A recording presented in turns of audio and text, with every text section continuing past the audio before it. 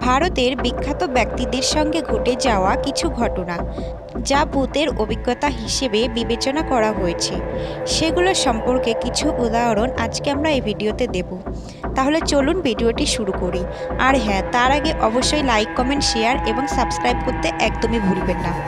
১. অমিতাভ বচ্চন।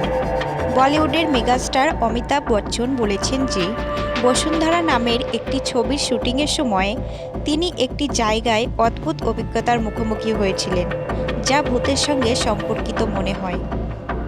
২. নার্গিস দত্ত। নার্গিস দত্তের একটি ঘটনা রয়েছে যেখানে তিনি তার বাড়িতে অদ্ভুত আওয়াজ শুনেছিলেন এবং এর আগে তার সন্তান নিয়ে উদ্বিগ্ন ছিলেন। যদিও এটি ভূতের অভিজ্ঞতা হিসেবে বিবেচনা করা হয়, এটি তেমন কোনো প্রমাণ পাওয়া যায়নি। ৩. বিদ্যা বালান। বিদ্যা বালান তার ভুলভুলাইয়া ছবির শুটিংয়ের সময় কেরালার এক রাজপ্রাসাদে অদ্ভুত অভিজ্ঞতার সম্মুখীন হয়েছিলেন বলে জানিয়েছিলেন। তিনি অনুভব করেছিলেন যে সেখানে অদ্ভুত কিছু ঘটেছে, যা তাকে বিচলিত করেছিল। ৪. মনীষা কৈরালা। মনীষা কৈরালা তার নিজ বাড়িতে ভূতের উপস্থিতির অভিজ্ঞতা করেছিলেন বলে জানিয়েছিলেন।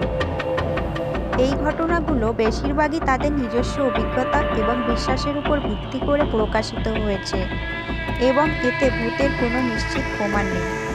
ভিডিওটি কেমন লাগলো অবশ্যই আপনারা আপনাদের মতামত কমেন্ট করে জানাবেন।